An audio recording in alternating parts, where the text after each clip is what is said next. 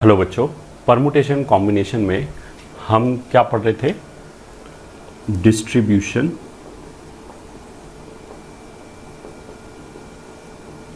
Of like objects. Distribution of like objects. तो इसमें हमने फर्स्ट थिंग क्या बताया था? Number of ways of distributing and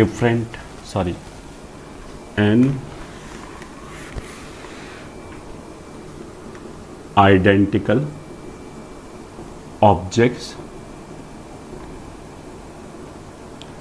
among R persons. This will be equals to n plus r minus one C r minus one. ये हमने बोला था, और हमने ये भी बोला था कि ये जो टॉपिक है वो थोड़ा सा टफ है, बट इस फॉर्मूले की हेल्प से हम 90 to 95% of the problem solve कर सकते हैं और हमें कुछ करने की ज़रूरत नहीं है। ठीक है, बाकी ये इसका हमने एक एक्सप्लेनेशन भी दिया था ऑब्जेक्ट्स और पर्सनस को लेके। ठीक है, कि ये फॉर्मूला कहाँ से आया। अब अगर हम जैसे इसमें हमने इस तरह के क्वेश्चन भी किया था कि मान लिया आर लोगों को हमने एन ऑब्जेक्ट्स दिया और फिर हम बोले कि पर्सन 1 को मिनिमम 4 ऑब्जेक्ट मिलना चाहिए, मैक्सिमम 5 ऑब्जेक्ट्स मिलना चाहिए। पर्सन 2 को मिनिमम 3 और मैक्सिमम 4 ऑब्जेक्ट मिलना चाहिए। तो इस तरह के क्वेश्चन भी, इस तरह की सिचुएशन भी हमने हैंडल किया। बट अगर जो कंडीशंस हैं वो हम और ज़्यादा इम्पोज कर दें तो फिर क्या होगा कि हमें एक एक कंडीशन सोचने में ज़्यादा प्रॉब्लम होगा। ये नहीं कि फिर हो सकता है कोई केस छूट जाए, हो सकता है कहीं ओवर काउंट हो जाए, कुछ और ज़्यादा जगह घट जाए, कोई चीज़, कोई केस मतलब 2 जगह से सब्ट्रैक्ट हो जाए जो अनफेवरेबल हो। तो इस तरह की चीज़ें चालू हो जाएंगी। तो इससे बचने के लिए हम इसको मैथमेटिकली मॉडल कर सकते हैं और उसमें हम एक मैथमेटिकल एक्सप्रेशन से वैल्यू निकाल सकते हैं। फिर चाहे कितना भी कंडीशन हो, अगर हम उसको सही से करेंगे तो जैसे बोलते हैं ना, केसेस के मिस होने का चांस कम हो जाएगा। मिस तो फिर भी हो सकता है, बट केवल आउटराइटली ये सोचना कि ये अनफेवरेबल है, ये अनफेवरेबल है, फिर ये दोनों अनफेवरेबल ओवरलैप कर रहा है, नहीं कर रहा है, इस तरह की चीज़ें सोचना डिफिकल्ट है। अगर वो मैथमेटिकल एक्सप्रेशन लिखा हुआ है तो वहाँ पे हमें बेसिकली कोफिशिएंट कैलकुलेट करना पड़ेगा, तो वो बाइनोमियल थ्योरम का क्वेश्चन बन जाएगा। अब हम कोफिशिएंट कैलकुलेट करने में गलती कर दें तो अलग बात है, वरना उसमें गलती होने के चांसेस कम है। ये ठीक है, वो मेथड क्या है उस पर I am coming. Second, number और non negative integral solution of the equation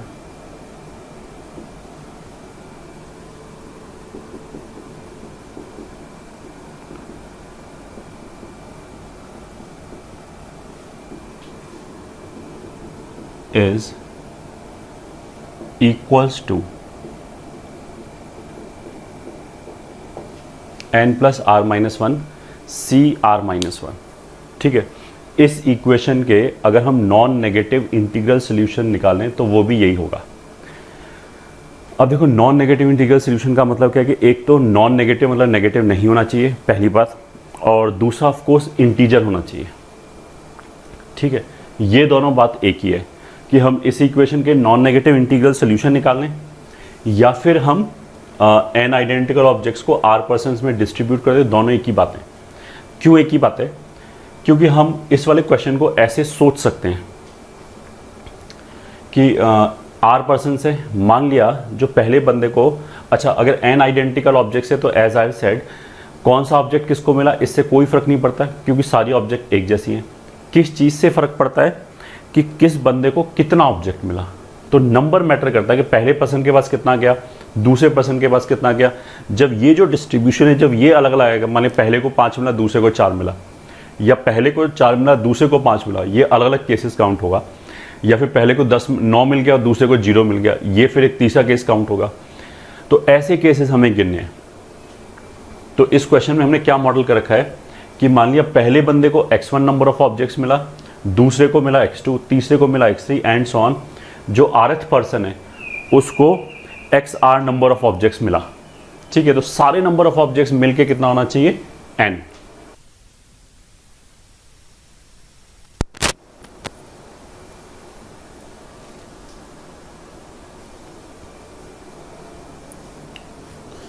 तो इसमें जो डिस्ट्रीब्यूशन होगा और इसका जो एक सोल्यूशन आएगा, दोनों में 1 to 1 करस्पॉन्डेंस होगा। इसका एक डिस्ट्रीब्यूशन मान लिया पहले बंदे को 1 मिला, दूसरे को 2 मिला, तीसरे को 0 मिला, फोर्थ बंदे को मान लिया 5 मिला, तो वो एक इसमें केस काउंट होगा। तो इसका भी एक सोल्यूशन ऐसे आ जाएगा कि x1 1 हो गया, ये 2 हो गया, ये 0 हो गया, तीसरा 5 हो गया। तो क्योंकि ये भी सम होके n आ रहा है और इसमें भी हर इंडिविजुअल बंदे को जितना भी ऑब्जेक्ट मिल रहा है उसका टोटल सम n के बराबर आ रहा है। तो जितने इसके सोल्यूशंस होंगे, you think of any solution कि 0 0 0 0 0 और इसको n दे, मतलब इसको n मिल गया, तो ये भी इसका एक सोल्यूशन है।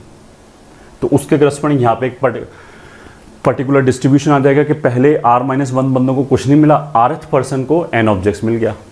ठीक है, तो इसके सोल्यूशन निकालो या फिर n ऑब्जेक्ट्स बांट दो, दोनों एक ही बात है। इसमें बेसिकली x1 क्या डिनोट करता है कि पहले बंदे को कितना ऑब्जेक्ट मिला। अब इसमें हमारे पास फ्रीडम क्या है कि इसके सोल्यूशन निकालते समय अब हम कंडीशन इंपोज कर सकते हैं। जैसे मान लिया अगर मैंने बोला कि पहले बंदे को कम से कम 2 मिलना चाहिए, मैक्सिमम 5 मिलना चाहिए, दूसरे को कम से कम 3 मिलना चाहिए, मैक्सिमम 7 मिलना चाहिए, तो हम इस वेरिएबल पे कंडीशन इंपोज कर सकते हैं। x1 lies between 2 and 5, x2 lies between 3 and 7, जो भी हमने बोला। ठीक है, अब उनको कैलकुलेट कैसे करेंगे, इसके कितने सोल्यूशन है ये कैलकुलेट कैसे करेंगे, तो ये भी घूम फिर के वही बात आ जाती है। अगर हमें केवल यही क्वेश्चन सॉल्व करना हो कि इसके नॉन नेगेटिव इंटीग्रल सोल्यूशन कितने हैं, तो वो आंसर आ गया। ये तो हमें पहले से ही पता था, तो इसको लिखने का फ़ायदा क्या है, कुछ नहीं है। अभी आगे पता लगेगा कि अगर हमने कंडीशन और ज़्यादा इम्पोज किया तो इसको सॉल्व करने का एक ऑल्टरनेट तरीका है। वो तरीका क्या है, this is also equals to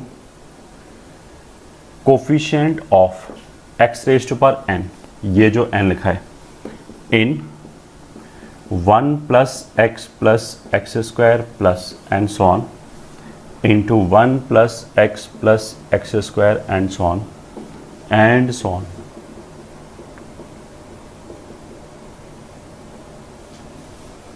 ठीक है, ये कितने हो गए, these are brackets, there are such brackets। ठीक है, जो पहला ब्रैकेट है वो बेसिकली x1 के लिए है, ये वाला ब्रैकेट इसको डेडिकेटेड है, ये ब्रैकेट इसको डेडिकेटेड है, ये ब्रैकेट इसको डेडिकेटेड है। और अगर हमने बोला, मतलब अभी ये दोनों बराबर कैसे आ रहा है कि हम इसको सॉल्व कर लें या यहाँ पे कोफिशिएंट निकालें, दोनों एक बात कैसे हैं वो अभी हम एक्सप्लेन करेंगे। x1 के लिए अगर ये ब्रैकेट है तो तुम इसको ऐसे देख सकते हो कि x1 का वैल्यू अगर मान लिया हम बोले कि 2 से लेके 5 तक जा सकता है, तो इस ब्रैकेट में भी हम जो स्टार्ट करेंगे वो x स्क्वायर से x रेज़ टू पावर 5 तक ही करेंगे। ठीक है, x2 का मान लिया जो वैल्यू है वो 0 से बड़ा कुछ भी हो सकता है, तो 0 का मतलब क्या है कि हम x रेज़ टू पावर 0 मतलब 1 से चालू कर रहे हैं। अगर हमने बोला कि जो लास्ट पर्सन है उसको ज़्यादा से ज़्यादा 5 ही ऑब्जेक्ट दे सकते हैं बस, तो फिर 1 plus x square x raise to power 5 तक जाएगा बस। ठीक है, अब देखो इसमें x raise to power n बनाने का मतलब क्या है कि जब हम इसको मल्टीप्लाई करेंगे तो एक पर्टिकुलर टर्म लिखा हुआ है, मान लिया ये। ठीक है, ऐसे बहुत सारे टर्म लिखे होंगे, ये यहाँ से कुछ निकाला, यहाँ से कुछ निकाला, उन सबको मल्टीप्लाई किया, एक टर्म आ गया, फिर यहाँ से कुछ दूसरा निकाला, उनको मल्टीप्लाई किया, ये आ गया। अच्छा, this is difficult to understand, जो पहली बार पढ़ रहा है, ये मैंने पहले ही बोला था। तो अगर ये वाला पार्ट नहीं समझ में आता you can skip. This formula जो है वो हमारे 90% 95% प्रॉब्लम्स सॉल्व कर देगा। तो अगर you are finding it very difficult तो यू कैन लीव दिस, जो ये पर्टिकुलर टॉपिक है, इसके बाद जो नया टॉपिक पढ़ाया जाएगा उससे यू कैन रिज्यूम और कंटिन्यू। ठीक है, मतलब ऐसा नहीं होना चाहिए इसको समझने के चक्कर में ये स्टैंडर्ड फॉर्मूला ही भूल गए, ये ठीक है, ये इसको लगाने ही भूल गए। इसके एप्लीकेशन से हमने लास्ट क्लास में एक क्वेश्चन सॉल्व किया था कि जिसके खूब सारे पार्ट्स थे, तो उस तरह क्वेश्चन तो हम आराम से कर सकते हो। 90% वैसे ही क्वेश्चन आएंगे। अभी हम इसकी हेल्प से और भी क्वेश्चन करके दिखाएंगे। ठीक है, ये तो हो गया कि हाईली 1-2 क्वेश्चन मिलेगा हमें टोटल पूरे पीएनसी में जो इस तरीके से सॉल्व हो रहा होगा। तो जो पहले ब्रैकेट की जो पावर है वो बेसिकली x1 की अलाउड वैल्यूज़ हैं। तो अगर x1 मान लिया 3 से 5 तक अलाउड है तो यहाँ x cube, x raise to power 4 और एक्स रेज़ टू पावर 5, बस तीन ही टर्म आएंगे इस ब्रैकेट में। Now what I am coming to कि x raise to power n बनाने के लिए मान लिया इन सबको मल्टीप्लाई किया। अब जैसे मान लिया सारे ब्रैकेटों से 1 निकाल के मल्टीप्लाई किया तो 1 बनेगा, फिर ऐसे ही एक्स भी बनेगा, एक्स स्क्वायर भी बनेगा, तो x raise to power n भी बनेगा। अब x raise to power n भी कई तरीके से बनेगा, उसमें से एक तरीका ये हो गया कि मान लिया हम यहाँ से एक्स स्क्वायर निकालें, यहाँ से एक्स क्यूब निकालें, बाकी सब जगह से 1 1 निकालें और लास्ट जगह से x raise to power n-5 निकालें। ये एक तरीका हो गया। एक तरीका ये भी हो गया कि हर ब्रैकेट से 1 आया और लास्ट ब्रैकेट से n आ गया। ठीक है, ये भी एक दूसरा तरीका हो गया। तो कोफिशिएंट का मतलब क्या है कि जब इसमें भी x raise to power n है, इसको भी x raise to power n बोला, तो जब इसको मिला के रखेंगे तो 2 x raise to power n हो जाएगा। ऐसे ही अगर एक तीसरा टर्म है तो 3 x raise to power n हो जाएगा। तो जो कोफिशिएंट है 3 x raise to power n या 2 x raise to power n, वो क्या बता रहा है कि ऐसे कितने टर्म्स हैं। जितनी बार x raise to power n लिखा होगा उतने ही टर्म्स होंगे। ठीक है, अब जितने टर्म्स लिखे होंगे उसका मतलब क्या है कि उतने ही तरीके से इस टर्म को बनाया जा सकता है। तो अगर मान लिया ऐसे ऐसे 50 टर्म लिखे हैं, that means x raise to power n जो है that can be formed in 50 ways. ये ठीक है, 50 वेज में इनके डिफरेंट कॉम्बिनेशन से बना सकते हैं। ये ठीक है। Now each term is basically a valid solution of this. मतलब 1 to 1 करस्पॉन्डेंस है। अगेन पहले तो हमने बोला कि इन दोनों के बीच में 1 to 1 करस्पॉन्डेंस है। यहाँ से कोई भी एक डिस्ट्रीब्यूशन उठाओ, उसके करस्पॉन्डिंग इसका एक यूनिक सोल्यूशन मिलेगा। नाउ आई एम क्लेमिंग कि यहाँ से कोई भी एक टर्म उठाओ, वो बेसिकली उसके करस्पॉन्डिंग यहाँ पे एक यूनिक सोल्यूशन मिलेगा जो भी पावर में है। जैसे इसका हम इंटरप्रिटेशन क्या निकालेंगे कि जो पावर पहले वाला ब्रैकेट से एक्स स्क्वायर आया, पहले वाले ब्रैकेट ने एक्स स्क्वायर कॉन्ट्रीब्यूट किया, तो उसका मतलब ये होगा कि x1 की वैल्यू 2 हो गई, फिर x2 की वैल्यू 3 हो गई, फिर इन सब की 0 0 0 और लास्ट वाले की वैल्यू n-5 हो गई। तो वो एक पर्टिकुलर सोल्यूशन हो गया इस इक्वेशन का, उसके करस्पॉन्डिंग ये टर्म है। अब एक दूसरा सोल्यूशन सोचा कि 0 0 0 0 0 और लास्ट में n ले लिया, ये एक दूसरा सोल्यूशन हो गया, उसके करस्पॉन्डिंग ये टर्म। ठीक है, now you think of any solution, you will get one term from here और vice versa. You pick any term, उसके करस्पॉन्डिंग एक सोल्यूशन आ जाएगा। तो जितने सोल्यूशन उतने टर्म, जितने टर्म उतना कोफिशिएंट। अगर मान लीजिए ये टर्म ऐसे 50 बार लिखा हुआ है तो I will get 50 into x raise to power n। तो 50 इज ए कोफिशिएंट। वो हमें इसेंशियली क्या बता रहा है, number of ways in which x raise to power n can be formed, ये बता रहा है। ठीक है, तो अब हम क्या करेंगे कि अगर हमारे पास खूब सारी कंडीशन हम इम्पोज कर दें तो वो कंडीशन हम यहाँ पे इम्पोज कर सकते हैं वेरिएबल्स के ऊपर कि पहले बंदे को इतना मिलना चाहिए, ज़्यादा से ज़्यादा इतना मिलना चाहिए, दूसरे को इतना, और फिर उन कंडीशंस के हिसाब से ये ब्रैकेट पे हम कंडीशंस इम्पोज कर सकते हैं कि x की कितनी पावर से चालू होकर कहाँ तक जाने। फिर उसमें अगर हम कोफिशिएंट कैलकुलेट करेंगे तो फिर वो हमारा आंसर आ जाएगा। फिर हमें बहुत ज़्यादा ध्यान रखने की जरूरत नहीं पड़ेगी कि ओवरलैप कर रहा है या नहीं कर रहा है, बस इसका कोफिशिएंट कंपेयर करना है, कोफिशिएंट निकालना है, सॉरी कैलकुलेट करना है। वो कैलकुलेट कर लिया तो हो जाएगा। ठीक है, तो इसके बेसिस पे जो क्वेश्चन आएंगे वो भी हम करके दिखाएंगे। बट पहले तो जो मैंने बोला ना कि जो पहला फॉर्मूला है, ये जो था फॉर्मूला था n+r-1, ये ठीक है, विदाउट ऑल दीज थिंग्स, उसी के बेसिस पे हम और भी क्वेश्चन कर सकते हैं। मतलब क्वेश्चन में ज़रूरी नहीं है कि एक्सप्लिसिटली यही लिखा हो कि हमने इतनी ऑब्जेक्ट्स डिस्ट्रीब्यूट की इतने लोगों में। क्वेश्चन की लैंग्वेज कुछ और भी हो सकती है जिसको हम ऐसे मॉडल कर लें, जैसे क्वेश्चन लेट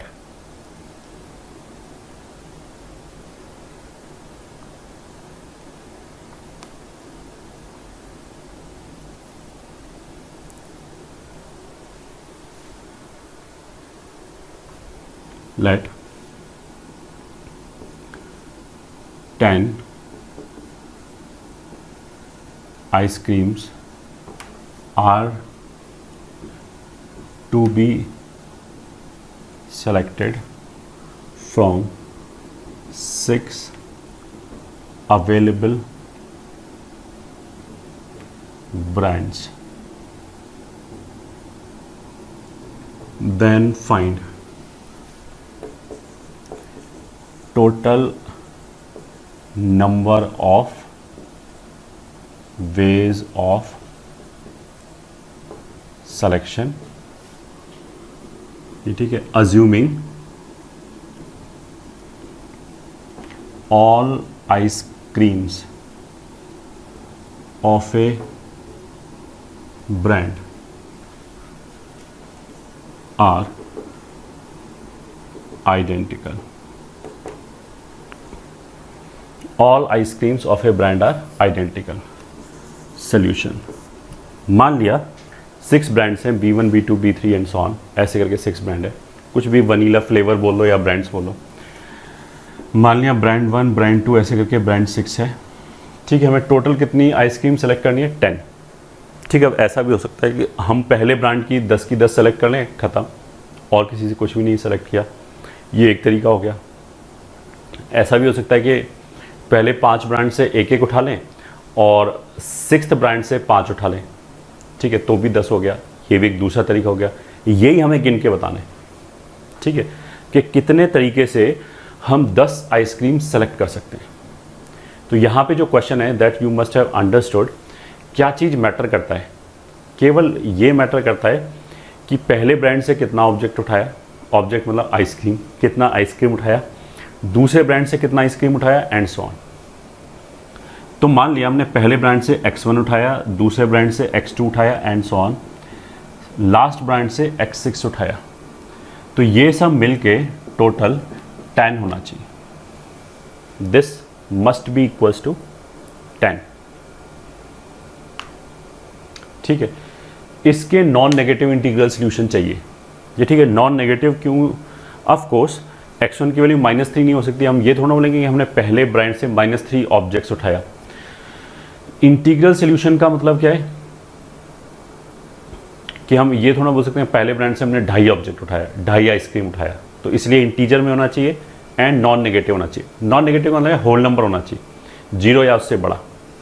तो अल्टीमेटली ये क्वेश्चन सॉल्व करने की बजाय इसके नॉन नेगेटिव इंटीग्रल सॉल्यूशन निकालो, दोनों एक ही बात है। जितने सॉल्यूशन होंगे उतना ही तरीके से आइसक्रीम सेलेक्ट कर सकते हैं, ठीक है। और इसके लिए हमने फॉर्मूला बोला था, ये ठीक है। इसको हम ऐसे ही बोलते हैं, अब बाकी सब क्वेश्चन भूल जाओ। अल्टीमेटली मेरे को ये इक्वेशन के नॉन नेगेटिव इंटीग्रल सॉल्यूशन चाहिए। तो इस क्वेश्चन को हम ऐसे सोच सकते हैं कि इसका मतलब तो ये है कि हमें 6 लोगों में 10 चीज़ें बांटनी है। अब इसको यहाँ से रिलेट करने की कोशिश मत करना, तुम लोग लोग कहाँ हैं, 6 तो अवेलेबल ब्रांड है। मैंने बोला कि इसका रोल तो खत्म हो गया जब ये इक्वेशन बन गया। अब तुम भूल जाओ क्वेश्चन क्या था। अब तो मेरे को इसके नॉन नेगेटिव इंटीग्रल सॉल्यूशन निकालने हैं, तो उसको तो हम ऐसे बोल सकते हैं, मतलब फॉर्मूला याद रखने के पॉइंट ऑफ व्यू से, कि हमें 10 आइडेंटिकल चीज़ें इन 6 लोगों में बांटना है और किसी बंदे को कितना भी मिल सकता है। आइडेंटिकल है ये, ठीक है, डिफरेंट नहीं है।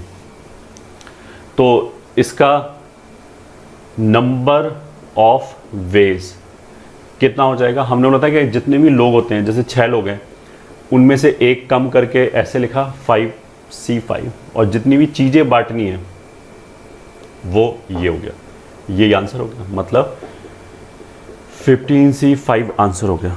इतने तरीके से हम 10 आइसक्रीम सेलेक्ट कर सकते हैं। अल्टीमेटली ये क्वेश्चन हो गया, ठीक है। अब question 2,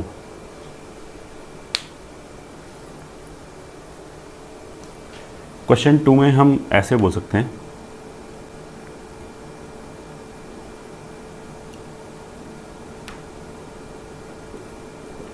find number of integral solutions of x y z बराबर 2⁵, 3⁵7 एंड 11⁻20।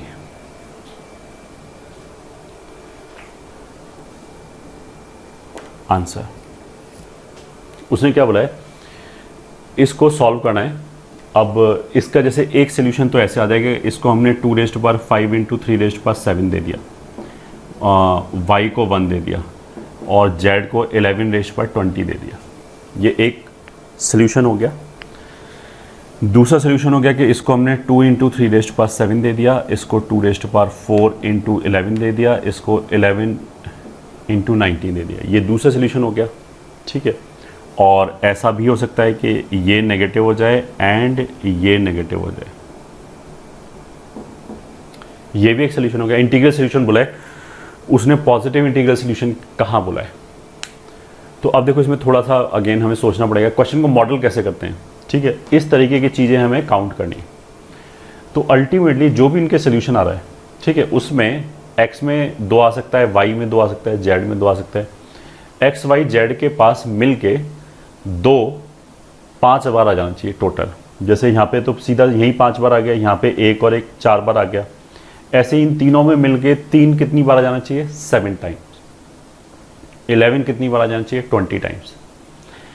अब इस क्वेश्चन को हम ऐसे मॉडल कर सकते हैं कि हमारे पास एक बॉक्स है जिसमें 2 2 2 पड़े हुए हैं, कितनी बार पड़े हुए हैं, 5 बार।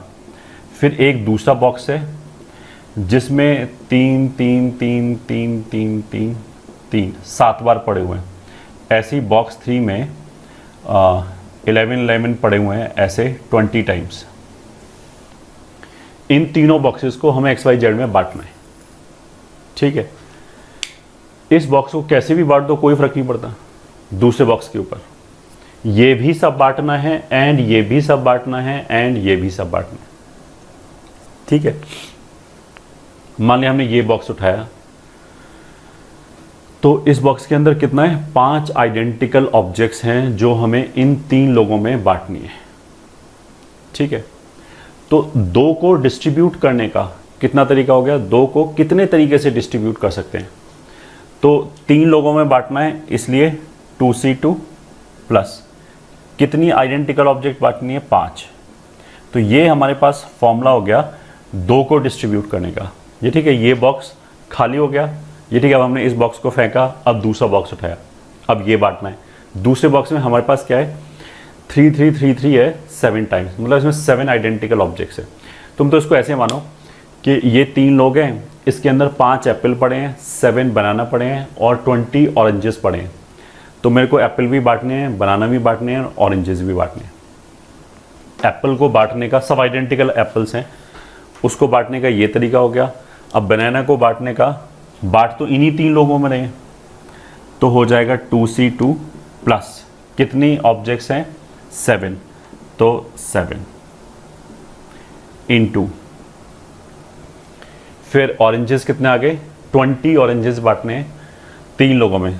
3 लोग हैं तो 2c2 प्लस 20, ये इतना नंबर ऑफ वेज हो गया इसको सॉल्व करने का, ठीक है। बट इसमें अभी कहीं नेगेटिव नहीं आया, ठीक है। This will give you positive solutions. अब पॉजिटिव नेगेटिव के हिसाब से भी सोच सकते हैं। This is distribution of 2s, this is distribution of 3s, this is distribution of 11s, ठीक है। ये तो ये बता रहा है कि इसको कितना दिया, इसको कितना दिया, इसको कितना दिया। अभी हम प्लस माइनस और एक्स्ट्रा नंबर ऑफ केसेस बढ़ा सकते हैं। जैसे इसी सोल्यूशन का ये भी एक आंसर हो सकता है, इन दोनों को माइनस दिया, ये भी एक आंसर हो सकता है सेम मैग्नीट्यूड के साथ। इन दोनों को माइनस दिया या इन दोनों को माइनस दिया, ये भी आंसर हो सकते हैं। तो कितने तरीके और आ जाएंगे, तो उसको हम ऐसे बोलेंगे कि हमने x को साइन दिया कितने तरीके से, 2 प्लस या माइनस। y को साइन दिया कितने तरीके से, 2। z को साइन दिया, अब z को 2 तरीके से साइन नहीं दे सकते, z को एक ही तरीके से साइन दे सकते हैं। मतलब हमने क्या बोला पहले कि y को कुछ भी, x को कुछ भी लिख लो प्लस या माइनस जो तुम्हारी इच्छा हो, y को कुछ भी लिख लो प्लस या माइनस जो तुम्हारी इच्छा हो। x और y को देने के बाद, साइन देने के बाद हमने रुक के देखा कि x को क्या मिला पॉजिटिव नेगेटिव में एंड y को क्या मिला। मान लिया x और y को दोनों को पॉजिटिव पॉजिटिव मिला, तो z के पास कोई ऑप्शन नहीं है, उसके पास भी पॉजिटिव होना चाहिए, तभी ये दोनों बराबर होगा, ठीक है। अगर मान लिया x को पॉजिटिव मिला, y को नेगेटिव मिला, तो फिर z के पास नेगेटिव होना चाहिए। तो इसलिए हमेशा x और y के ऊपर डिपेंड करेगा कि z को क्या मिलेगा, और z के पास हमेशा एक ही ऑप्शन आएगा, एक से ज़्यादा ऑप्शन नहीं आएगा। ठीक है, तो इसलिए ये आंसर हो गया। तो आंसर कितना हो गया basically 4 times 7C2 9C2 22C2, ये आंसर हो गया। ठीक है, this is question 2।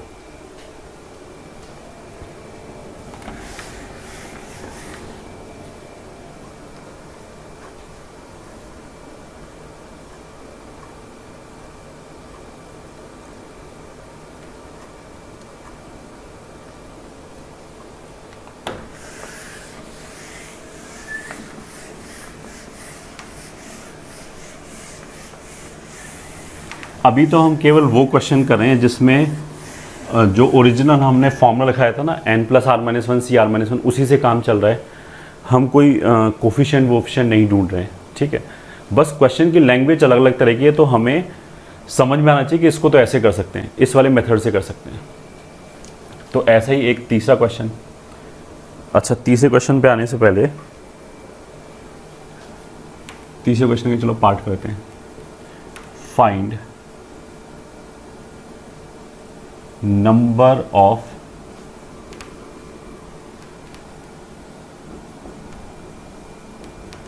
Seven digit numbers such that digits are in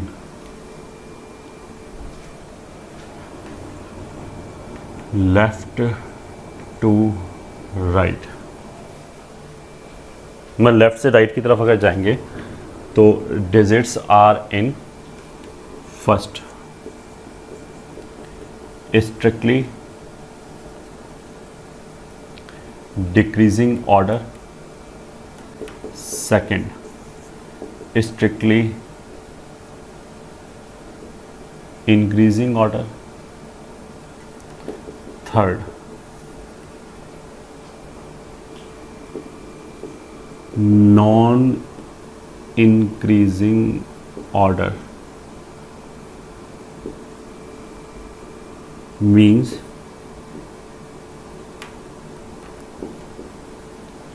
value must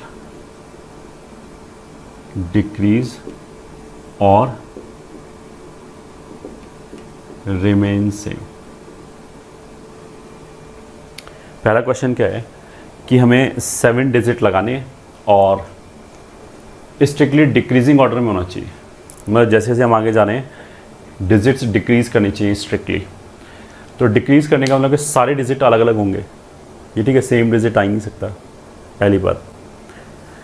और अगर मान लिया हमने तुम्हें 7 डिजिट दे दिया कि 1 से 7 तक दे दिया मान लिया, तो उनको स्ट्रिक्टली डिक्रीजिंग ऑर्डर में लगाने का केवल एक ही तरीका होगा कि 7 सबसे पहले आ जाए, फिर 6 आ जाए, सबसे पहले सबसे बड़ा आ जाए, फिर उससे छोटा, फिर उससे छोटा, एंड सो ऑन। तो इफेक्टिवली ये क्वेश्चन किस चीज़ का हो गया कि हमारे पास 10 डिजिट्स अवेलेबल हैं, उनमें से हमने 7 सेलेक्ट किए, कोई भी 7, और उनको रखने का एक ही तरीका होगा। तो ये मतलब हमें लग रहा होगा अरेंजमेंट, बस बिकॉज उसने स्ट्रिक्टली डिक्रीजिंग बोला है तो उसने ऑर्डर फिक्स कर दिया। ऑर्डर फिक्स करने से अरेंजमेंट जैसी चीज़ खत्म हो गई, केवल क्या बचा, सिलेक्शन बचा। तो केवल अब हमें 7 डिजिट सेलेक्ट करने हैं। तो पहला क्वेश्चन तो बहुत सिंपल है कि 10 में से अगर हमने 7 डिजिट सेलेक्ट किए तो 10C3 तरीके से हम डिजिट्स को सेलेक्ट कर सकते हैं। 10C7 तरीके से हम डिजिट्स को सेलेक्ट कर सकते हैं। 10C7 और 10C3 वैसे एक ही बात है।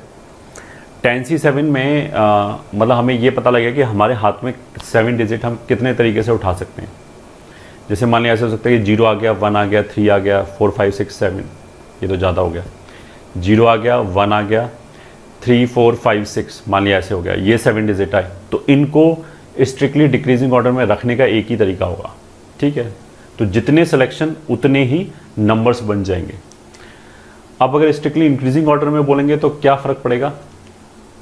देखो पहले वाले केस में 0 के सेलेक्ट होने से कोई फ़र्क नहीं पड़ता क्योंकि स्ट्रिक्टली डिक्रीजिंग है। अगर 0 मान लिया सेलेक्ट हुआ तो 0 से सबसे छोटा डिजिट होगा तो अपने आप सबसे लास्ट में जाएगा, तो कोई दिक्कत नहीं। स्ट्रिक्टली इंक्रीजिंग में क्या है, अगर हमने 10 में से 7 डिजिट सेलेक्ट किया तो इस बार तो सबसे छोटा डिजिट सबसे पहले आएगा। तो अगर हमने 0 सेलेक्ट कर लिया और वो अगर सबसे पहले आया तो फिर 7 डिजिट का नंबर ही नहीं बचा। तो उसका मतलब क्या है कि जो भी 7 डिजिट का नंबर होगा जिसमें डिजिट इंक्रीजिंग ऑर्डर में होगा उसमें 0 सेलेक्ट होगा ही नहीं, ठीक है। तो इस बार हमने क्या किया कि 0 को छोड़ के 9 डिजिट बचे, उसमें से 7 सेलेक्ट कर लिया। तो 9 से 7 तरीके से हम डिजिट्स को सेलेक्ट कर सकते हैं। उनको सेलेक्ट किया तो उनको इतने ही तरीके से हम रख सकते हैं, जितना सिलेक्शन उतने ही तरीके से रख सकते हैं। तो इतने नंबर्स बन जाएंगे जिसमें digits will be in increasing order और स्ट्रिक्टली इंक्रीजिंग ऑर्डर।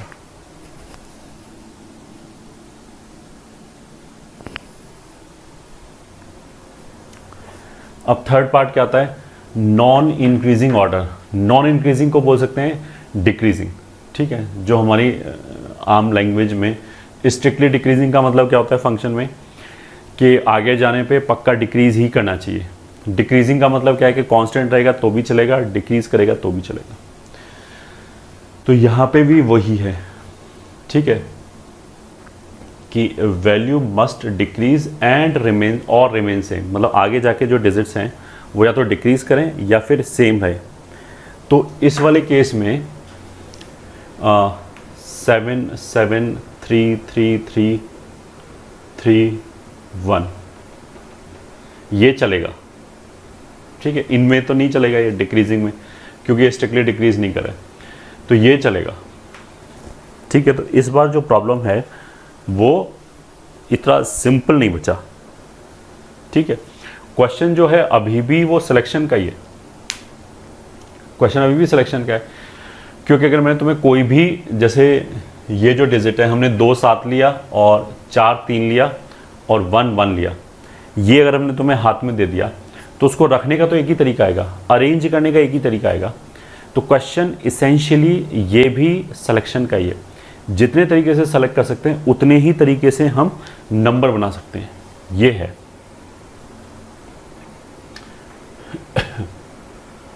तो सिलेक्शन कैसे करें, इसमें तो बेसिकली सारे डिफरेंट डिजिट थे हमारे पास, 10 डिजिट अवेलेबल थे और सारे हमें डिफरेंट डिजिट चाहिए थे। 10 में से हमने 7 ऑब्जेक्ट उठा ली।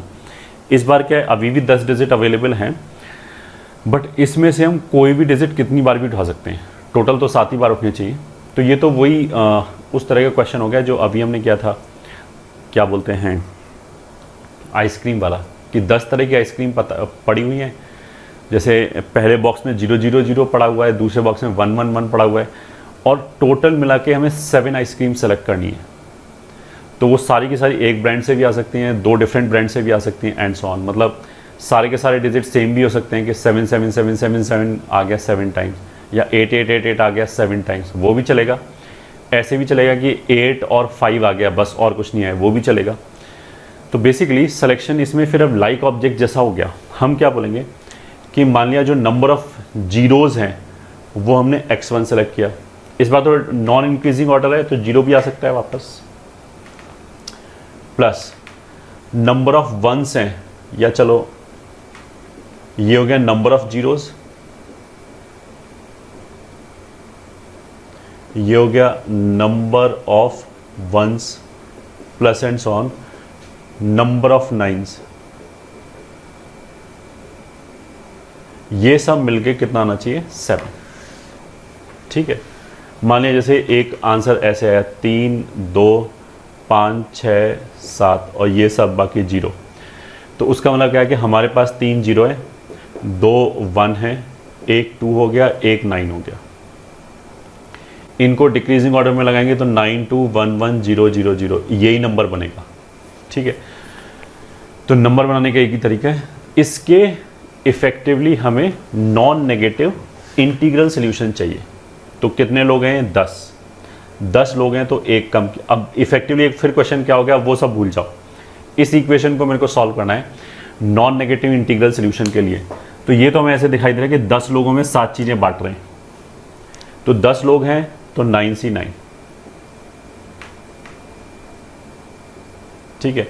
7 थिंग्स हैं तो 7, तो इसका आंसर कितना हो गया 16 C 9। बस इसमें एक बहुत छोटी सी दिक्कत क्या हुई कि इसके अंदर एक सोल्यूशन तो ये भी आएगा 7 0 0 0 बाकी सारे 0, उसका मतलब क्या है कि 7 के 7 नंबर जो भी उठे सारे जीरो ही उठ गए। अब अगर देखो सारे जीरो उठ गए और हमने ऐसे 7 जीरो लगा दिया तो ये नंबर तो काउंट होगा नहीं, ये तो 7 डिजिट नंबर बोल नहीं सकते, पहला डिजिट तो नॉन जीरो रहना ही चाहिए। तो केवल एक ये जो सोल्यूशन आएगा, ये जो एक केस आएगा उसको घटा दिया, तो इसना आंसर आएगा।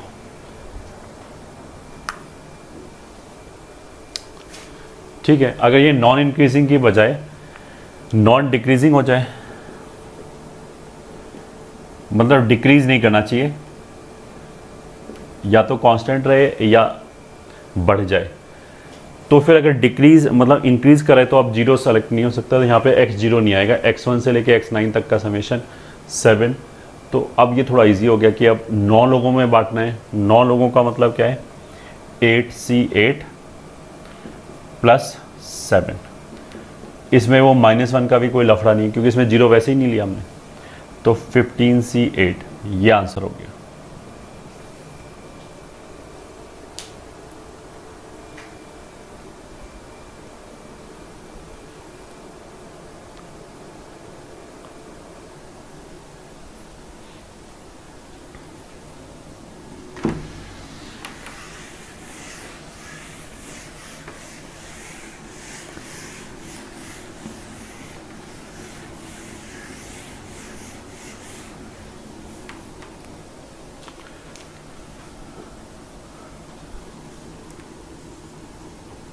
Question 4. Find number of ways in which a student can score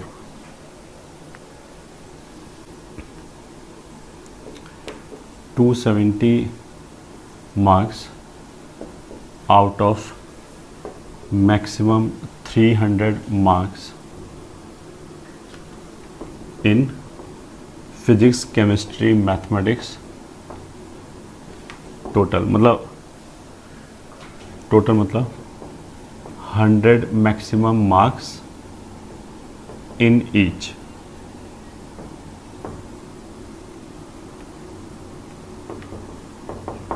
That is 100 maximum marks, मतलब पीसीए में 100 मार्क्स के 3 पेपर हैं और उसमें वो टोटल मिला के 270 मार्क्स लाना चाहता है। कितने तरीके हैं ये, ठीक है। Marks are given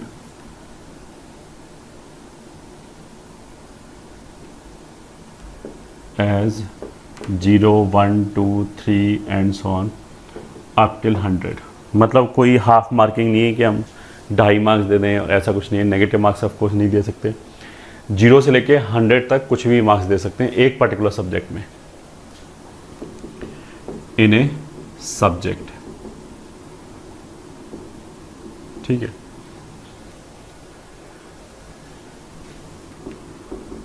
if first part no restriction,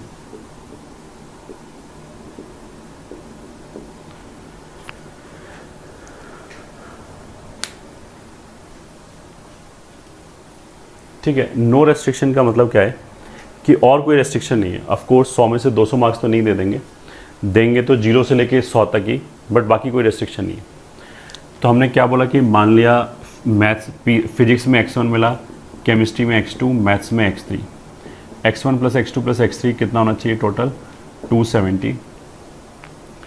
और इसमें हमने कंडीशन क्या इम्पोज किया कि x1, x2, x3 should be less than, मतलब इसके नॉन नेगेटिव इंटीग्रल सोल्यूशन लिखे हैं तो ग्रेटर देन इक्वल्स टू 0 तो इज़ अंडरस्टूड, ठीक है। बट किसी में भी 100 से ज़्यादा नहीं हो सकते, ठीक है। तो अगर हम केवल इसके नॉन नेगेटिव इंटीग्रल सोल्यूशन की बात करें तो इस इक्वेशन के नॉन नेगेटिव इंटीग्रल सोल्यूशन, वो जो फॉर्मूला था n + r - 1 cr - 1, उस फॉर्मूले में के हिसाब से तो 270 0 0 ये भी काउंट होगा उस फॉर्मूले में, बट वो हमारे लिए काउंट नहीं होना चाहिए, क्योंकि ऐसा थोड़ा कि फिजिक्स में 270 मार्क्स मिल जाएगा, किसी भी एक सब्जेक्ट में 100 मार्क्स से ज़्यादा मार्क्स नहीं मिलेगा। अगर हम डिस्ट्रीब्यूशन के पॉइंट ऑफ व्यू से इस क्वेश्चन को सोचें तो इफेक्टिवली ये बोला जाए कि इन 3 बच्चों में 270 ऑब्जेक्ट्स, 270 मतलब 270 आइडेंटिकल ऑब्जेक्ट्स डिस्ट्रीब्यूट करना है, बट किसी को भी 100 से ज़्यादा नहीं देना है, किसी को भी 100 ऑब्जेक्ट से ज़्यादा नहीं देना है। ठीक है, तो हम इसको कैसे कर सकते हैं कि पहले तो हमने टोटल नंबर ऑफ वेज निकाल लिए, फिर उसमें से वो अनफेवरेबल निकाल लिए जिसमें से फर्स्ट बंदे को 100 से ज़्यादा मिल गया, फिर वो निकाल दिए जिसमें सेकंड को मिल गया, फिर वो निकाल दिया जिसमें थर्ड को मिल गया। ये ठीक है, फिर बाकी देख लिया कि कोई गड़बड़ तो नहीं है। तो देखो आंसर एक तो ये ऐसे हो जाएगा,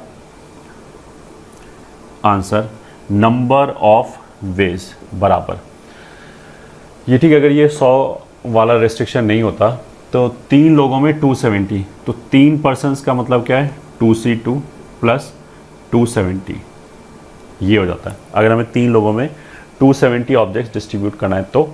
बट इसके अंदर हमने क्या बोला 270 0 भी आ गया, वो अनफेवरेबल केसेस हटाने हैं जब x1 x2 x3 में से किसी एक का वैल्यू 100 से बड़ा हो जाए। दोबारा 270 identical objects I am suppose to distribute among 3 persons while not giving more than 100 object to a person. ठीक है, तो एक पर्सन को हम 100 से ज़्यादा ऑब्जेक्ट नहीं दे सकते। तो इसमें तो हमने सारे केसेस काउंट कर लिए। अब उस केस को घटाया जिसमें हमने पहले बंदे को 100 से ज़्यादा ऑब्जेक्ट दे दिया। ठीक है, तो 100 से ज़्यादा कितना होगा 101। तो हमने क्या किया x1 को 101 दे दिया, तो 101 देने से 169 ऑब्जेक्ट्स बच गया। ठीक है, उन 169 ऑब्जेक्ट को हमने वापस तीनों में डिस्ट्रीब्यूट कर दिया। तो इसको मतलब ऐसा नहीं कि 101 दे के भगा दिया, क्योंकि इसको तो अभी 102 भी मिल सकता है, 103 भी मिल सकता है। तो 101 देने से तो ये इंश्योर हो गया कि अब इसके पास कम से कम 101 ऑब्जेक्ट्स आएगा। तो उसके बाद कितना भी एक्स्ट्रा मिले सारे अनफेवरेबल केस अपने आप काउंट हो जाएंगे।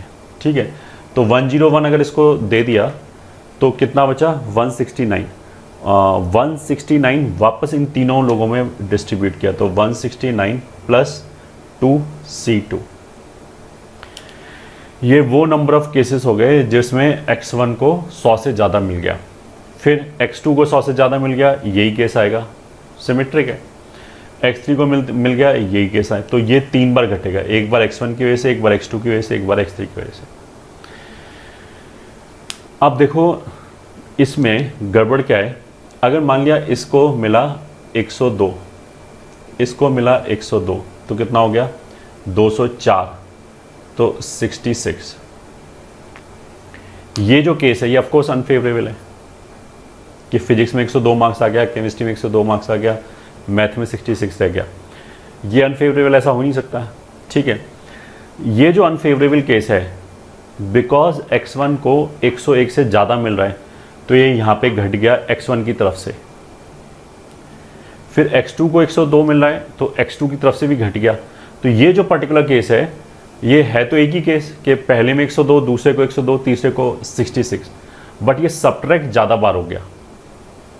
ये मतलब पहले तरफ से भी सब्ट्रैक्ट हो गया, दूसरी तरफ से भी सब्ट्रैक्ट हो गया। तो ऐसे केसेस जिसमें इन 3 में से 2 लोगों को हमने 101 से ज़्यादा ऑब्जेक्ट, 100 से ज़्यादा ऑब्जेक्ट दिया, वो दोनों तरफ से सब्ट्रैक्ट हो गए, तो इसलिए ज़्यादा सब्ट्रैक्ट हो गया, तो इसलिए हमें वो केस ऐड करना पड़ेगा। कौन से केसेस ऐड करने पड़ेंगे? वो केसेस जिसमें ये जो कंडीशन था ये 2 जगह वायलेट हो गया कि 2 लोगों को 100 से ज़्यादा मिल गया। तो कैसे देंगे? इसको भी 101 दे दिया, इसको भी 101 दे दिया। मान लिया इन दोनों की तरफ से काउंट किया कि जब इन दोनों की तरफ से वायलेट हुआ तो 101 और 101 कितना हो गया 202, तो कितना बच गया 68। तो कितने तरीके से बांट सकते हैं 68 plus 2C2। This is the number of ways in which first and second person are getting more than 100 objects. तो मोर देन 100 का मतलब क्या? एटलीस्ट 101। तो एटलीस्ट 101 के लिए हमने दोनों को 101 ऑब्जेक्ट दे दिया और 101 दे दिया पहले, ये इंश्योर करने के लिए इतना तो मिल ही जाए। एंड जो 68 बच गया ऑब्जेक्ट वो वापस इन तीनों में बांट दिया। ठीक है, तो ये हो गया इसके और इसकी तरफ से, फिर पहले और इसकी तरफ से भी जो केस आएगा, और इसका इसका इसका इसका इसका इसका 3 बचेगा, मतलब x1 x2 x1 x3 x2 x3। तो वो सारी केसेस 2-2 बार घटे होंगे यहाँ पे, तो इसलिए वो जोड़ दिया। अब देखो हमें ये सोचना पड़ेगा कि अगर मानिए तीनों को 100 से ज़्यादा मिल गया, वो केस क्या करेगा। तो वो केस इसमें बन नहीं पाएगा कि तीनों को ही 100 से ज़्यादा मिल जाए। तीनों को ही अगर 100 से ज़्यादा मिल गया तो ये 300 से ज़्यादा तो यही हो गया, हम तो 270 तक जा रहे, तो यही आंसर हो गया। ठीक है, यही आंसर हो गया। अब देखो ये आंसर निकालते समय हमें थोड़ी सी फील आई होगी, यार दिमाग खर्च हुआ, इसमें हमें सोचना पड़ा कि ये क्यों जोड़ रहे हैं, ये घटा रहे हैं। इसको अगर हम मैथमेटिकल मॉडल कर लें,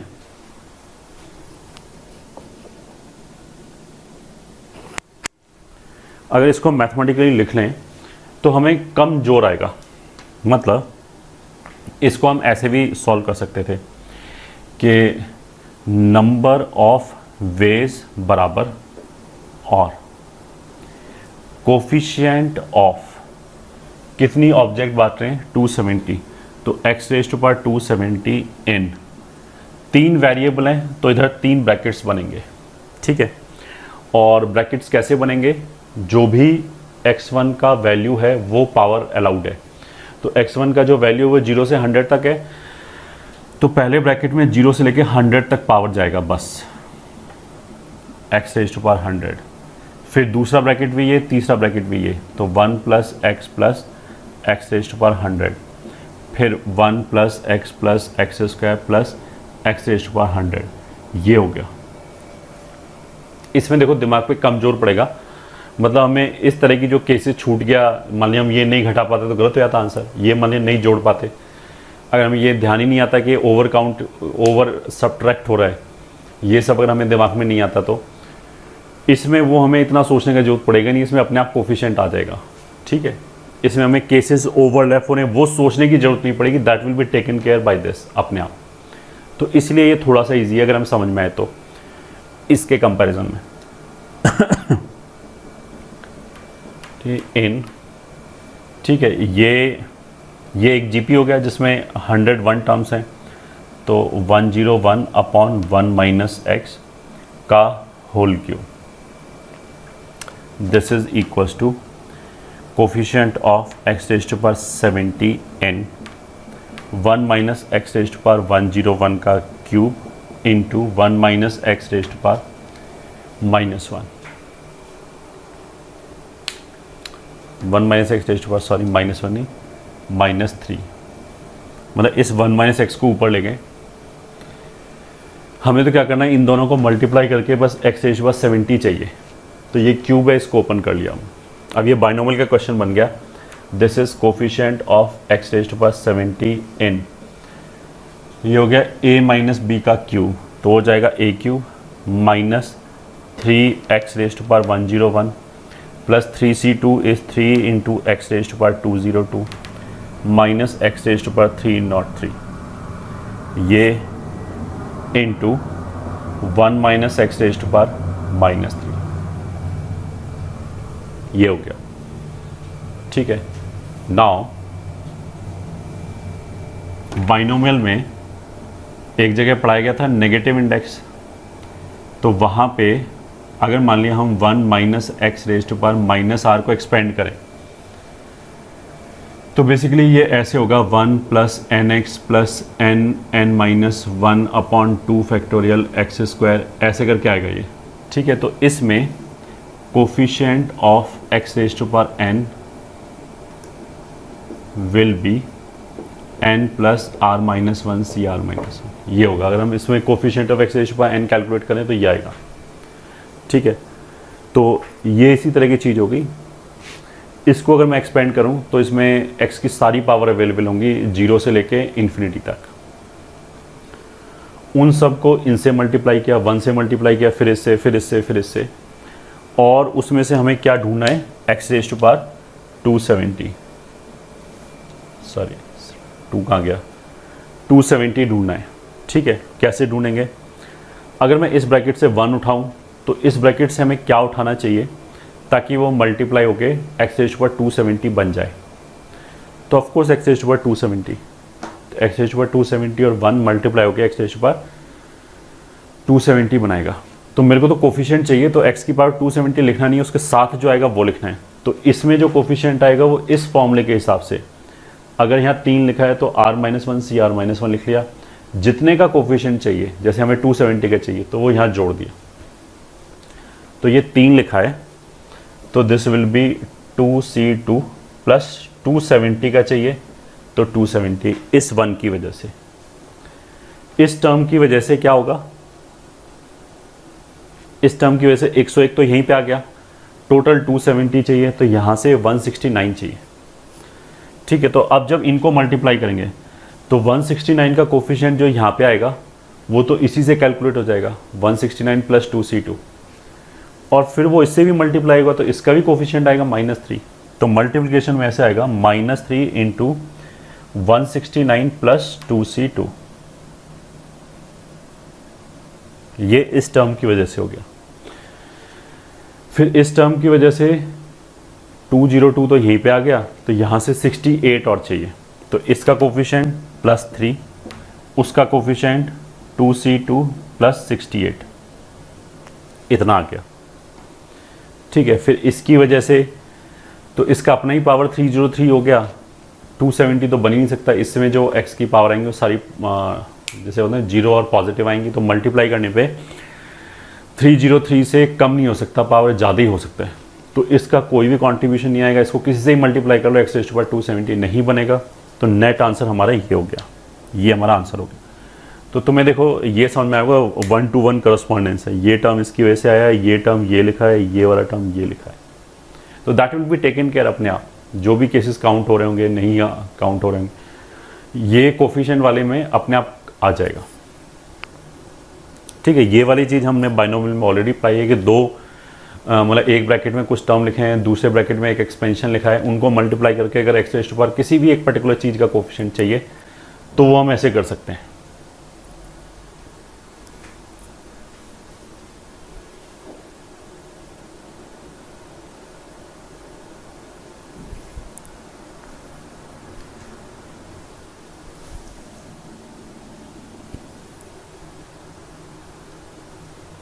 अब नेक्स्ट टॉपिक की तरफ चलते हैं, एंड दैट इज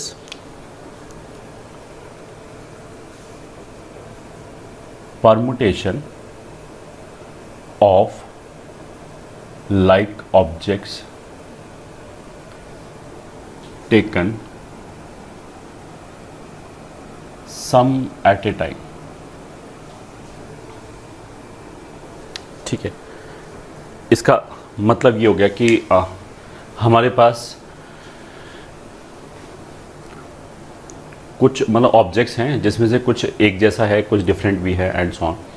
उनमें से हमें कुछ ऑब्जेक्ट सेलेक्ट करना है और फिर मतलब सबको सेलेक्ट नहीं करना है। अगर हमें सबको सेलेक्ट करके परम्यूट कराना पड़े तो that will become an easy question कि न्यूमरेटर में हमने n फैक्टोरियल लिख दिया जितना भी ऑब्जेक्ट है, एंड डिवाइडेड बाय डिनोमिनेटर में जो भी आइडेंटिकल ऑब्जेक्ट्स का लॉट है उस फैक्टोरियल से डिवाइड करते हुए चले गए, तो ऐसे आ जाएगा। ठीक है, बट यहाँ पे क्या दिक्कत है कि मान लिया हमने बोला कि 10 ऑब्जेक्ट्स हैं, उसमें 3 एक जैसा है, 4 एक जैसा है, और बाकी कितना बच गया, 3 सब डिफरेंट है। ठीक है, तो 4 और 3 7 और 3 10 हो गया। अब हमने बोला कि इन 10 में से मान लिया हमें 5 ऑब्जेक्ट उठा के परम्यूट कराना है, तो पहली बात तो इसमें ये पिक्चर में आएगा कि सेलेक्ट कितने तरीके से कर सकते हैं। अगर मान लिया हमने सिलेक्शन का तरीका गिन भी लिया कि 500 तरीका है, तो फिर उसको परम्यूट कितने तरीके से करा सकते हैं।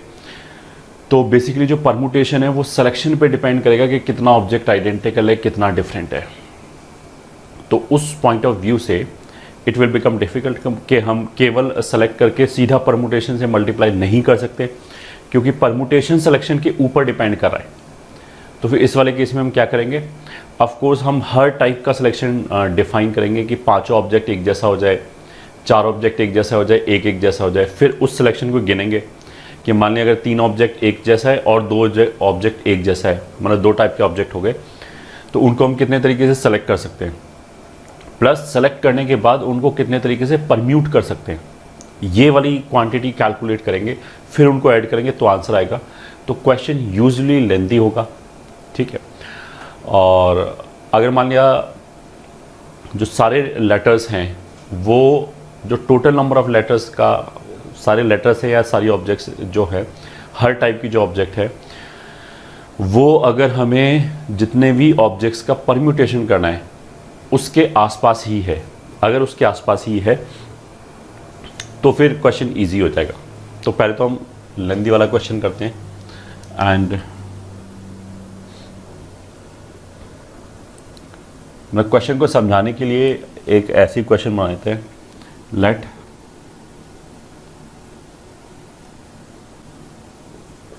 फाइव एज बीज seize 4 D and E's 3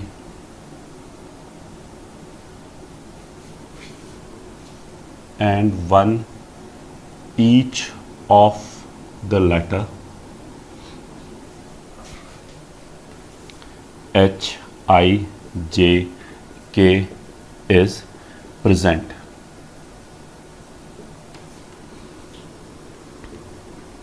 Then find how many 5-letter words can be formed। ठीक है, तो उसने क्या बोला कि हमारे पास 5 तो कितना है A, B, C, 4 है D and E, 3 है F and G, फिर एक है सीधा H, I, J, K। 11 तरह के लेटर्स प्रेजेंट हैं A से लेके K तक, और A 5 अवेलेबल है, और इसमें हमें क्या करना है 5 लेटर का वर्ड बना के उसको परम्यूट कराना है, तो कितने वर्ड्स बन जाएंगे ये क्वेश्चन है। तो solution, serial number, type of selection, number of ways of selection,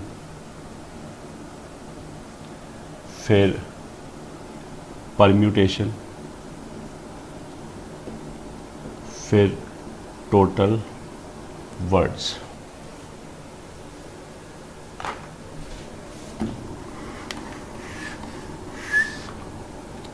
ये 5 अवेलेबल हैं, ये 4, ये 3, ये 1। ठीक है, तो serial number 1, type of selection, तो हम क्या बोलेंगे ऑल अलाइक, सारे वर्ड एक जैसे, पांचों के पांचों 5 चाहिए। अगर पांचों एक जैसे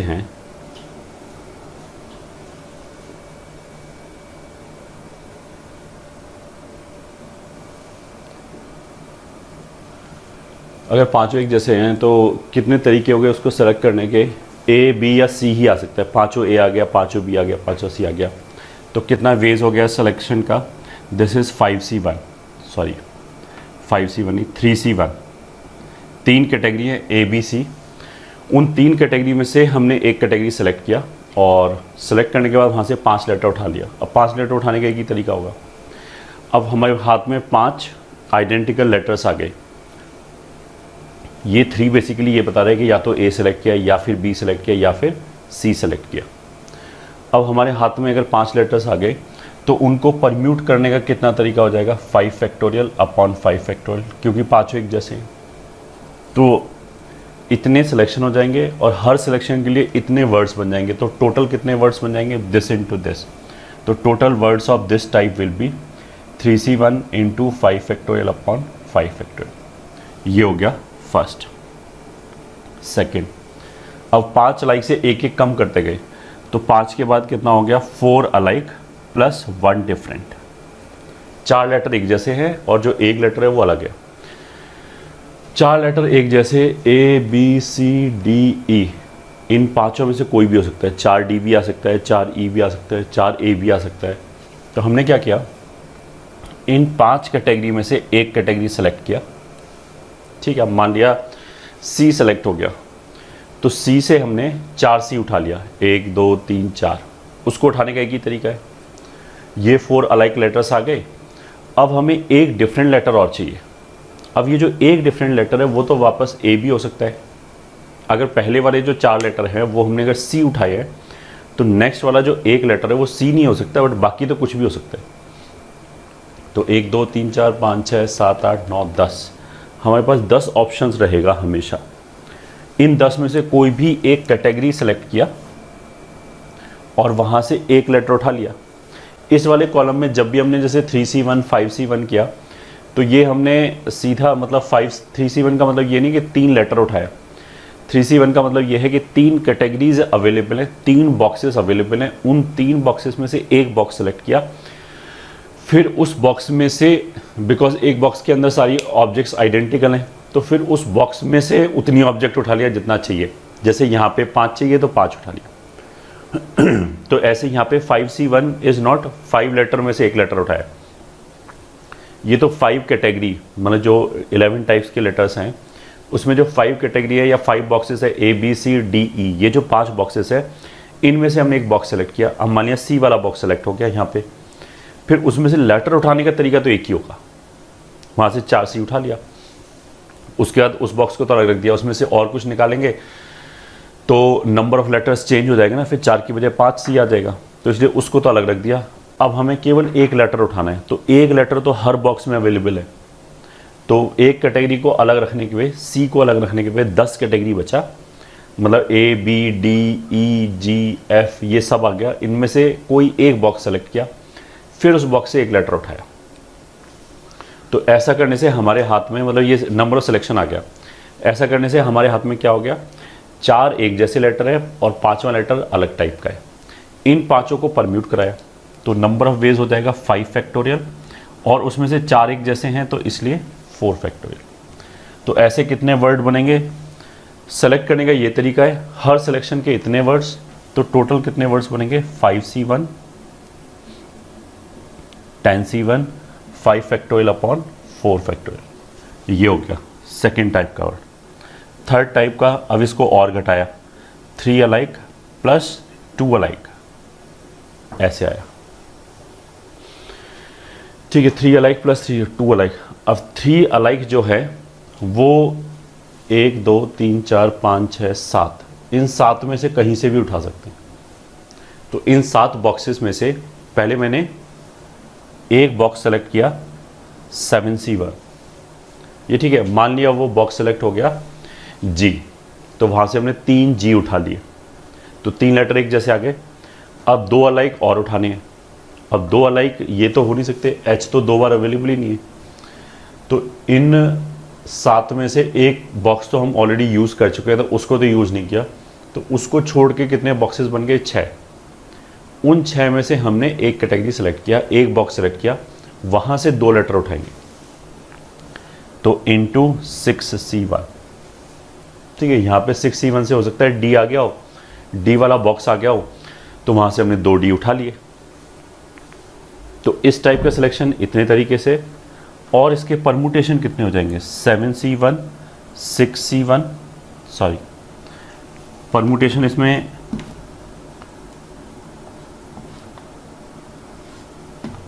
हाँ परमुटेशन कितने हो जाएंगे, 3 एक जैसे लेटर हैं 2 एक जैसे, तो 5 फैक्टोरियल 3 फैक्टोरियल 2 फैक्टोरियल। ठीक है, कितने वर्ड्स आ जाएंगे वो ये आ जाएंगे 7C1 6C1 5 factorial 3 factorial 2 factorial, इतने वर्ड्स बन जाएंगे इस टाइप के। अब आएगा फोर्थ, इस 2 अलाइक को ब्रेक कर दिया, 3 alike plus 1 different plus 1 different. 3 alike के लिए तो वापस हमारे पास कितनी कैटेगरी अवेलेबल है, 7 बॉक्सेस है जिसमें 3 या 3 से ज़्यादा लेटर्स अवेलेबल हैं। तो उन 7 में से हमने कोई एक बॉक्स सेलेक्ट किया और वहाँ से 3 लेटर उठा लिया।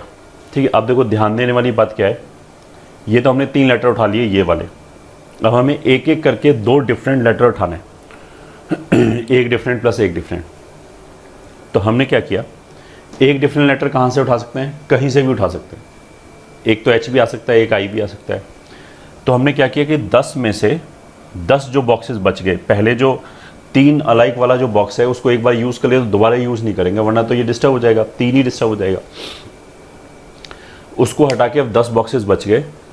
उन 10 में से हमने क्या किया, 2 बॉक्स को सेलेक्ट किया और वहां से एक एक लेटर उठा लिया। यहां पे बेसिकली हम क्या गलती नहीं करेंगे कि हम बोलेंगे 10 में से हमने एक सेलेक्ट किया और फिर वहाँ से एक लेटर उठा लिया, फिर बचे हुए 9 बॉक्सेस में से एक और बॉक्स सेलेक्ट किया, फिर वहाँ से एक लेटर उठा लिया। ठीक है, ये जो 10C2 है, पहली बात तो ये 2 लेटर्स सेलेक्ट नहीं किए हमने, यहाँ 2 बॉक्सेस सेलेक्ट किए और बॉक्सेस सेलेक्ट करने के बाद उनसे एक एक लेटर उठा लिया। एक एक लेटर उठाने का एक तरीका होगा। अभी मैंने क्या बोला कि 10C1 इंटू 9C1 नहीं करेंगे। क्यों नहीं करेंगे? क्योंकि अगर हमने पहले एक जैसा प्रोसेस किया, पहले हमने 10 में से एक बॉक्स सेलेक्ट किया, वहाँ से एक लेटर उठाया, फिर हमने बचे हुए 9 में से एक बॉक्स सेलेक्ट किया, फिर वहाँ से एक लेटर उठाया, तो 10 इंटू 9 में क्या होगा, पहले 10 वाले में मान लिया H वाला बॉक्स सेलेक्ट हो गया पहली बार और H उठा लिया हमने, फिर जब बचे हुए 9 थे उनमें से मान लिया G वाला बॉक्स सेलेक्ट हुआ, हमने एक G उठा लिया। ठीक है, ये इसमें काउंट हो गया। अब जो 10 बॉक्सेस रखे हैं 10C1 में तो सारे तरीके आएंगे कि हमने पहली बार में H उठाया था, I उठाया था, G उठाया, तो एक बार ऐसा भी होगा कि जब पहले 10 बॉक्सेस में से हमने एक बॉक्स सेलेक्ट किया तो पहली बार में G बॉक्स सेलेक्ट हो जाए, वहाँ से हम एक लेटर उठाएं तो एक G उठ जाए, फिर बचे हुए 9 में से उठाएं तो H उठ जाए। तो मतलब पहली बार G आया, दूसरी बार H आया, या पहली बार H आया, दूसरी बार G आया। ये 10C1 इंटू 9C1 में 2 केसेस की तरह काउंट हो जाएगा अलग अलग, क्योंकि अगर हमने मल्टीप्लाई किया है और अगर जो भी हम काम कर रहे हैं उनके बीच में अगर ऑर्डर पॉसिबल है तो वो ऑर्डर अपने आप आ जाएगा। मतलब जैसे मैंने बोला ना, पहला G उठाया बाद में H उठाया, या पहले H उठाया बाद में G उठाया, ये as a separate cases count हो जाएगा ये। ठीक है, 10C2 में हमने क्या किया कि पहले बाद में कुछ किया ही नहीं, 2 बॉक्स उठाया एक साथ, 2 बॉक्स एक साथ सेलेक्ट किया, उनसे एक एक लेटर उठा लिया, तो उनमें ऑर्डर आएगा नहीं क्योंकि एक साथ ही सेलेक्ट किया। ठीक है, अब इसमें अगर कोई बच्चा ये पूछे कि 3 बॉक्स क्यों नहीं उठा लिया एक साथ, तो देखो इन दोनों के बीच में ऑर्डर आ सकता है क्योंकि यहाँ से हम 1 1 उठा रहे हैं, यहाँ से तो नंबर ऑफ ऑब्जेक्ट डिफरेंट उठा रहे हैं। तो अगर हमने पहला बॉक्स सेलेक्ट किया यहाँ पे और वहाँ से 3 लेटर उठाया तो यहाँ पे आ ही नहीं सकता, क्योंकि इसमें से 3 लेटर उठ रहे हैं, इसमें से एक और एक लेटर उठ रहा है। कहने का मतलब क्या है कि अगर जैसे वन डिफरेंट वाले जो बॉक्सेस हैं वो हमें एक साथ ही सेलेक्ट करने पड़ेंगे, एक एक करके करेंगे तो आंसर डबल आ जाएगा इस पर्टिकुलर केस में।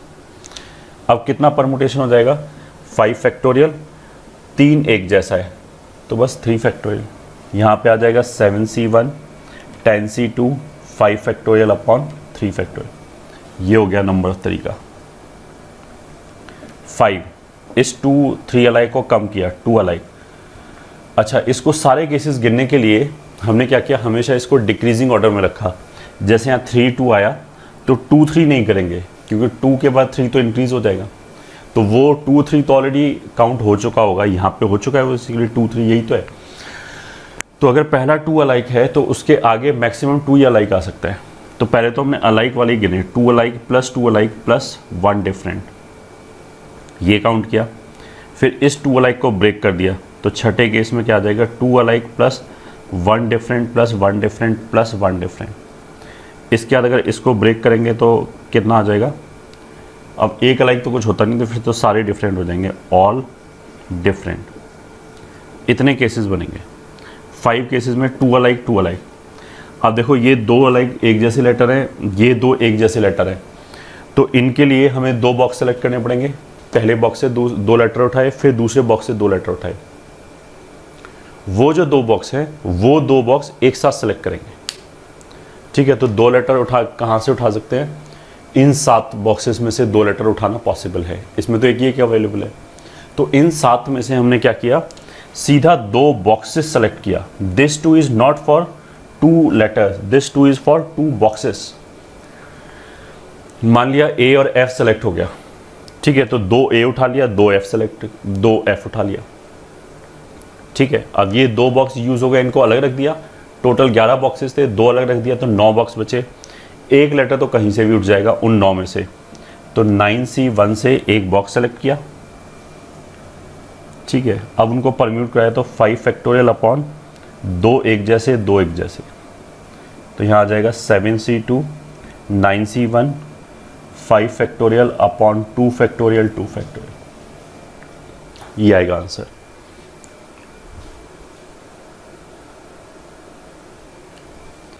ठीक है, फिर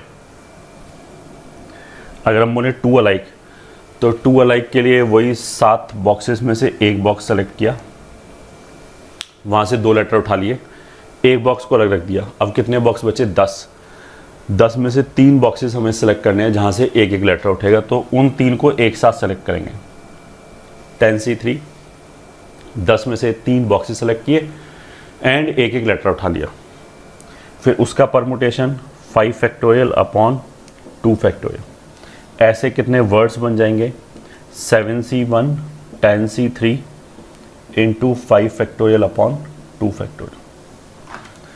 ठीक है, लास्ट में ऑल डिफरेंट, तो ऑल डिफरेंट का मतलब क्या है कि 5 बॉक्सेस से एक एक लेटर उठाना है, तो टोटल कितने बॉक्सेस अवेलेबल हैं? 11, तो 11c5,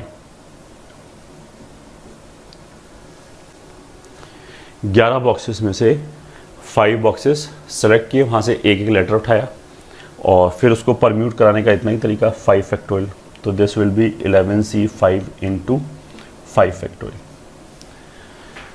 तो इस टाइप के कितने वर्ड बनेंगे, इस टाइप के कितने वर्ड बनेंगे, वो सब यहाँ लिखा हुआ है। Total word of given type. ठीक है, अगर हम इन सब को जोड़ दें, ये ठीक है, इसको ऐड कर दें, तो यहाँ पे आंसर आ जाएगा। इसको जोड़ दें सबको, तो टोटल कितने वर्ड्स बन जाएंगे ये। ठीक है, अब ऐसे क्वेश्चन में हमें ऐसे करना ही पड़ेगा and question will be Fairlie lengthy, but of course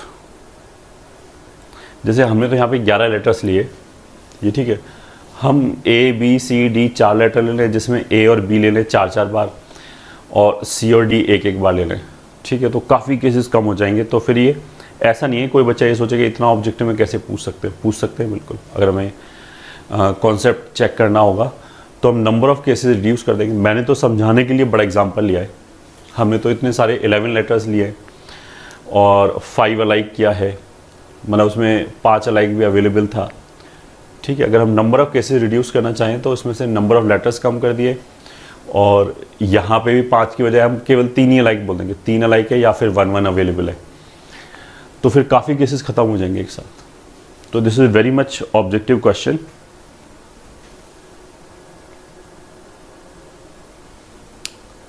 ठीक है,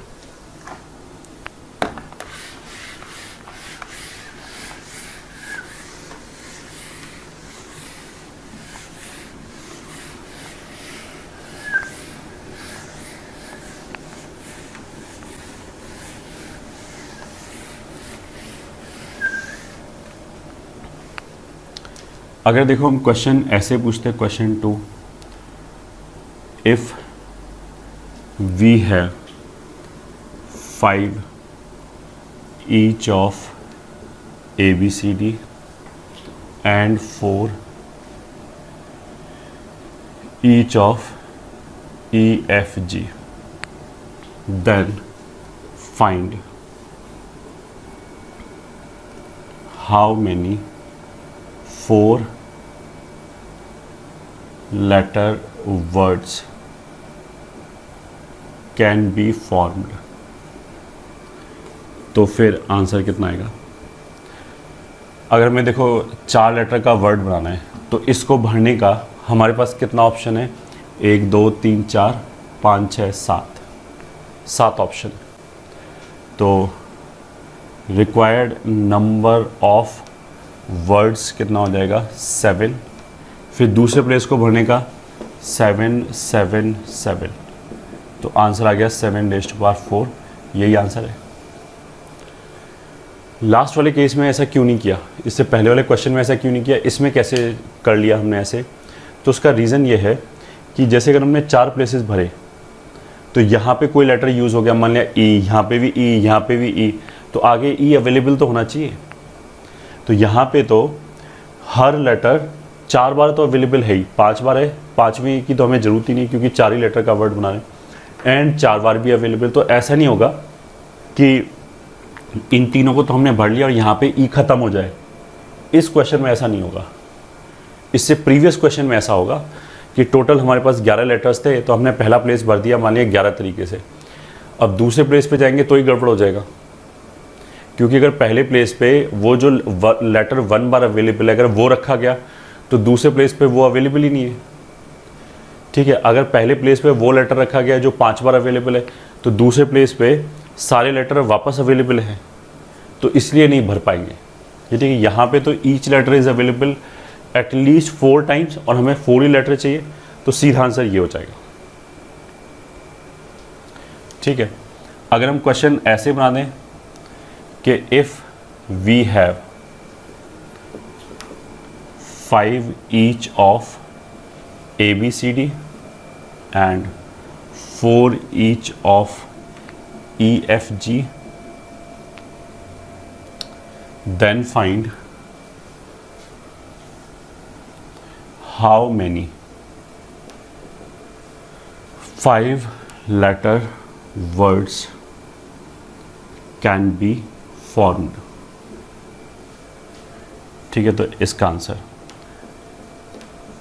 अब इसमें क्या होगा कि अगर हमने कोई लेटर यहाँ पे रखा इन 7 में से, कोई फिर यहाँ पे रखा, यहाँ पे रखा, यहाँ पे रखा, यहाँ पे रखा, तो यहाँ पे अगर ई जो है मान लिया EFG 4 बारी अवेलेबल है, अगर यहाँ पे ई, यहाँ पे, यहाँ पे, यहाँ पे ई यूज़ हो गया तो आखिरी प्लेस पे हमारे पास ई बचेगा ही नहीं। तो थियोरेटिकली हम ऐसे नहीं कर सकते कि हम इसको 7 7 7 7 7 ऐसे भर लें, क्योंकि पहले 4 प्लेसेस तक तो भर जाएगा, पहले 4 प्लेसेस तक तो सब अवेलेबल रहेगा। लास्ट प्लेस पे हमें पता नहीं लगेगा कि पहले जो 4 हैं वो हो सकता है कि 4 बार ए यूज़ किया गया हो, तब तो इसके पास 7 ऑप्शंस हैं वापस। बट अगर चारों बार ई यूज़ कर लिया तो इसके पास 7 ऑप्शंस नहीं है। बट जो अवेलेबिलिटी है 5 और 4 एंड जो रिक्वायरमेंट है वो बिल्कुल आसपास ही है, मतलब 5 चाहिए तो ये 5 बार ही अवेलेबल है, वो 4 बार अवेलेबल है। तो इसको भी हम इसी तरीके से कर सकते हैं, बस थोड़ा सा बाइजेक्शन लगाना पड़ेगा। Number of words is equal to कितने तरह के लेटर्स हैं, 1 2 3 4 5 6 7। तो 7 पहला प्लेस 7, दूसरा 7, तीसरा 7, 7 रेज़्ड टू पावर 5। अगर ये भी तीनों लेटर 5 बार अवेलेबल होता तो आंसर यही होता। ठीक है, बस अब इसमें गड़बड़ क्या हो गया कि अगर ये वर्ड बना ई ई ई ई ई, तो इसमें तो हमें 5 ई चाहिए, बट ई तो 4 ही अवेलेबल है, तो ये वर्ड बन ही नहीं सकता। अगर ये वर्ड नहीं बन सकता, ठीक है, तो इसको एक्सक्लूड करेंगे। तो ऐसे कितने वर्ड्स हो जाएंगे, 5 ई 5 एफ 5 एच, तो ऐसे 3 वर्ड्स हो जाएंगे, मतलब केवल यही होगा एंड ये 3 वर्ड्स नहीं बन सकते, बाकी सब बन जाएंगे। बाकी सब में क्या होगा, EFG 5 से कम बार यूज़ हो रहा होगा और ये सब तो 5 बार वैसे ही अवेलेबल हैं, तो हमारा बस यही आंसर हो गया। तो इस बार हमने बाइजेक्शन से कर लिया कि जो वर्ड नहीं बन सकता उसको हमने क्या सब्ट्रैक्ट कर दिया।